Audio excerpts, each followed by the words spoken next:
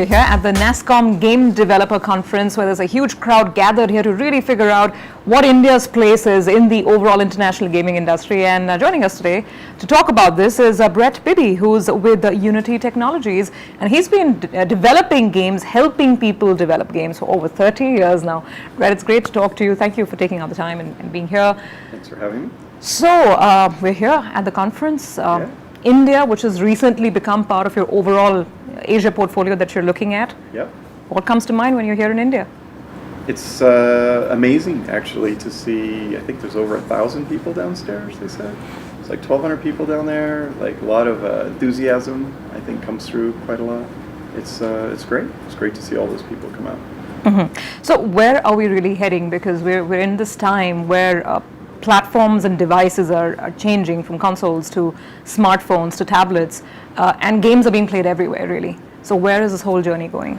Right, so certainly mobile devices are going to continue to grow. They're not going to go away now, right? We're all addicted to our phones and tablets and the convenience they provide, and the power that is inside a tablet nowadays is just, it's crazy. It's better than a home gaming console would be just a few years ago. So that's not going to go away anytime soon, and it's just going to get better and better. So I think what we saw before is like the PC used to sort of lead the charge, and now I think we're going to see mobile development. Mobile first is kind of what people talk about.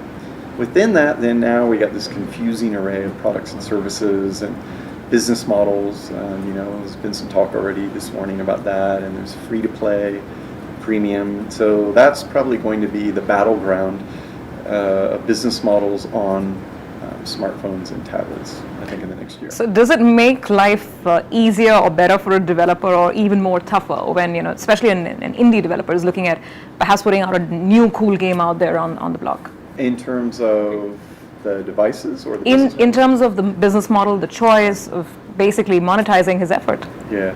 One of the biggest problems, maybe you don't get it here so much, but I always find it interesting when I go to a conference that a lot of times you'll see all these speakers talking about, this free-to-play service, that free-to-play service, or whatever. And a lot of people don't realize, especially if you're young, that a lot of these are kind of pseudo-sponsored sessions.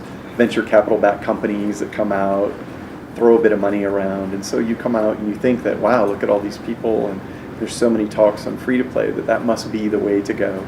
And I think, for a country like India, you're going to have to find your own way. You're going to have to you're going to have lessons learned talks coming where people tried something and said, well, actually, that didn't work. You're going to have to get your own sort of know-how, if that makes any sense. Sure. But you have been working with game developers across multiple geographies. Yes. For Indian game developers right now, what are the most critical challenges, the basic areas of focus? The biggest challenge is always who are you going to sell your product to? Who's your audience, Are you making the equivalent of fast food, or are you a 7-course dining experience, right? Are you a buffet, or are you drive-through fast food? And so that applies to games as well. Not everybody wants to see, you go to the movies, you see a romantic comedy, or you see an action adventure, but how many people want to go see a romantic comedy, action adventure, drama, horror movie? Right, it's this kind of thing. We think that we'll just throw everything. Unless you're watching a Bollywood potboiler, where it's like kind of all in one. That's the only exception. But then that has its own mental model, doesn't it? Right. When we see the movie, we see the logo, the cast, the trailer. We know what we're getting, and I think that's the important thing. In gaming, it's still not quite mature yet, so that's why we have the genres, right? Your shooters, your platformers, your whatever the genres may be, and then people are now saying we can get outside those genres, we can be creative. Well, people don't really want to be a creative experience, they want to be entertained. So then this is where it all comes, like, should I choose free to play, should I be premium, should I go after an established genre, should I break new ground, should I be somewhere in between, what platform should I be on, what price point should I be on? So these are all things that you sort of have to, either risk, follow what others have done successfully, or get the know-how. You've got to go out, do your own research, figure out what works, what doesn't. Where do you think the money really is, or will be increasingly as we move to 2014? Well, so what free-to-play is really doing, and what people talk about in free-to-play, is actually driving. I'm going to be very unpopular, right? Everybody, free-to-play, because they look at mass numbers. They're going to say, oh, I got 100 million, or 1 million downloads last month or 2 million downloads. I'm like, okay, that's nice. And then they might even say I made this much money. But the reality in free-to-play is that most of the money comes from a very small percentage of the users. And that's fine. So, but there's a way of releasing a free-to-play. There's a different kind of customer that's in. And I just think you have to look at what's in you. You know, where's your passion lie? If you've always wanted to make romantic comedies and you wanted to make movies, then you probably should go make a romantic comedy because you'll do that really well. And if action adventure movies were the big thing, I don't know that you would successfully translate into that. So it's really about matching, where your skills are, where your passion is, identifying an audience, and really delivering a quality experience to them. Then the business model comes a bit second. Right? Okay. But people don't do it that way. They think business model first, and then they try and make something for that business model. But nobody really goes by business model. I don't go see a movie based on the price of the ticket. I decide I want to see a movie or I want to be entertained. In entertainment, I can choose games, books, movies, music. I say I want to go see a movie, and of course I might want to then talk about price or whatever, but if I want to see this movie and it costs this much and goes to that theater, then you pay that much. What's your reading of the Indian gaming market per se out here, vis-a-vis, of course, the far more developed and, of course, the bigger market overseas and in Asia itself? What do you see happening in India over the next few months? In terms of Indian game players or developers? Both. Right. Because it's an ecosystem at the end of the day, both are interacting, Sure. the developers and, of course, the gamers themselves. Sure. Well, historically, I think India's got long roots in terms of IT development. Obviously, they've got started doing outsourcing and whatever, and there's a lot of schools and education support for learning the technologies involved. Art has also come up. And out of that, then there's been sort of this outsourcing of full games, where people in the US have been funding certain projects to be made in India, which are then brought back to America or other markets and sold. The Indian developer doesn't really get much credit historically, but that's given them the skill, the base skill that they need to grow from there. So I think what we're going to see is people out of these established studios making indie games part-time.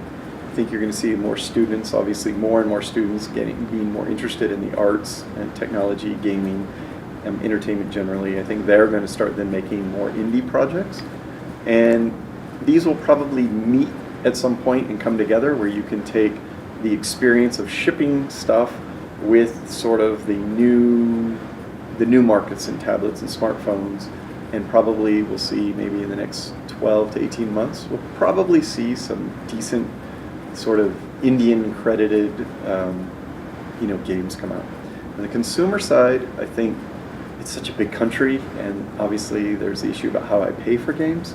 So, what is a transaction model that I can buy? I think we need some more work there in order to make it really easy for everybody to get involved.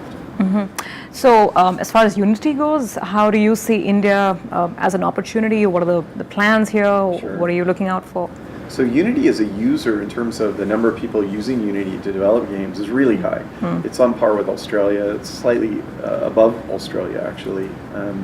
So we definitely think that there's definitely a lot of people using Unity now. The sales don't necessarily reflect that, so we have some challenges in motivating our users to actually buy fully licensed legal software. And I think that will happen in time. Do you have a plan to overcome this issue of piracy, as you mentioned in the talk earlier as well? I think it's just about providing value and supporting users. I think it's more important to us to take a user and help them be successful in the market. And so we're really committed to that. We'll help people write code, we'll give them advice, we'll do everything we can to get them to the App Store to make money. Because if they're making money, then they're going to understand that they sold software, and if it was pirated in turn, they wouldn't make money. So if we can help them make money, they're going to understand that appreciation of, hey, I need to invest in my tools and my technology to ensure that as I move forward, this ability to make money will still remain there. Obviously, if no one paid us, we'd be out of business, right? So at some point, everybody has to do that. But this will come with it. This will come with maturity in the market for sure. Well, thanks for talking to us, and good luck with your plans here in India. Thank you very much for having me. Thank you.